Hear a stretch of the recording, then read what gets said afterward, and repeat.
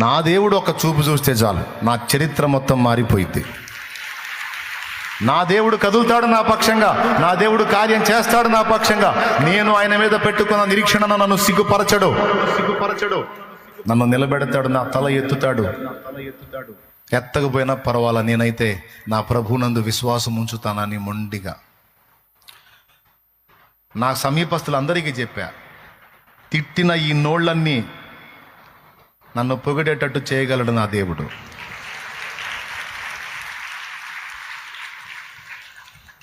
ఈరోజు నూనె పోసి వెళ్తానా, దీన్ని నా చేతికి వచ్చేటట్టు నా దేవుడు చేయగలడు. ఈరోజు ఇది ఇక్కడ అడుగుపెట్టి వెళ్తానా, ఇక్కడ దీన్ని ఆశీర్వదించగలడు నా దేవుడు. ఏదైనా అంతే. ఎంతమందికి అర్థమైంది? శత్రువు మనల్ని తరుముతాడు, శత్రువులు మనల్ని వెంటాడుతారు అని నేను చెప్పాను కదా. అవి ఎన్ని తరిమినా ఎన్ని వెంటాడినా దేవుని బలమైన బాహువు నిన్ను పట్టుకొని ఉందని మర్చిపోవద్దు. ఒకటి. రెండవది, వాడు నిన్ను తరిమి వెంటాడి వేటాడి నీకు నష్టం కలిగించుదామని చేసినవన్నీ కూడా నీకు ప్లస్గా మారకపోతే అప్పుడు అడుగు, ఎందుకంటే ఆయన మారుస్తాడు అట్లా. ఇది నీవు విశ్వసించాలి.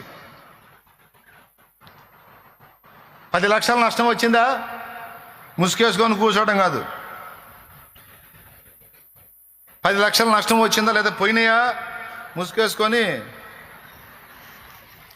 కూర్చోవడం కాదు. 10 పోయినాయి అంటే 1 కోటి పోతున్నాడు నా దేవుడు.